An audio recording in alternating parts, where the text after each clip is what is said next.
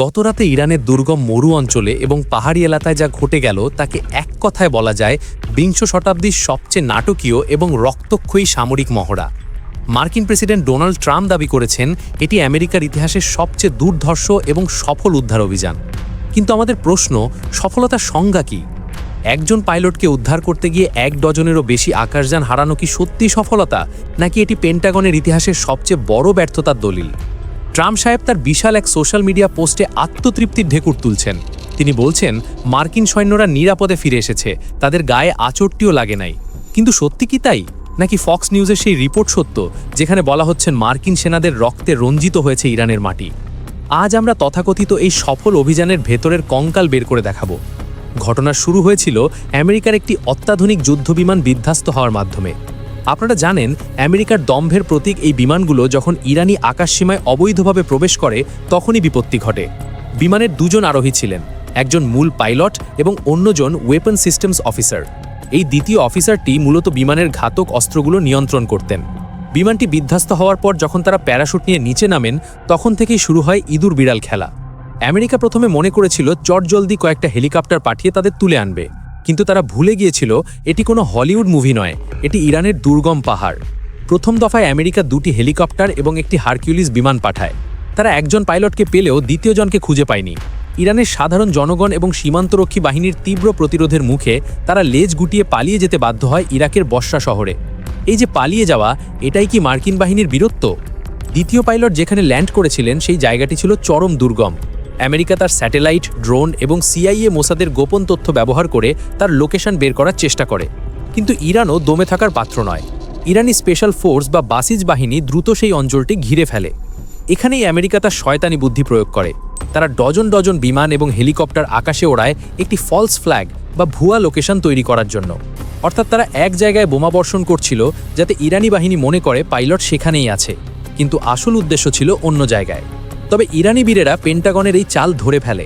আকাশ থেকে যখন dozen dozen মার্কিন হেলিকপ্টার ইরানের মাটির দিকে ধেয়ে আসছিল তখন বাসিজ বাহিনী তাদের উপর ঝাঁপিয়ে পড়ে। শুরু হয় সম্মুখ যুদ্ধ। আমেরিকা দাবি করছে তাদের বিমানগুলো নাকি বালুতে আটকে গিয়েছিল। হাস্যকর, পাহাড় আর জঙ্গলের মধ্যে বালু কোত্থেকে এলো? সত্য লুকানোর এই অপচেষ্টা আমেরিকার চিরাচরিত স্বভাব। আসুন এবার দেখি তথাকথিত এই সফল অভিযানে আমেরিকার কি ধ্বংস হয়েছে। পেন্টাগন এবং ট্রাম্প প্রশাসন যা লুকাতে চাইছে তা হলো তাদের আকাশযানগুলোর সমাধি। ক্ষয়ক্ষতির তালিকা: একটি এফ সিরিজের অত্যাধুনিক যুদ্ধবিমান যা দিয়ে শুরু হয়েছিল এই ট্র্যাজেডি। 3টি ব্ল্যাক হক হেলিকপ্টার HS-6 মডেল যা আমেরিকার কমান্ডোদের বহন করছিল।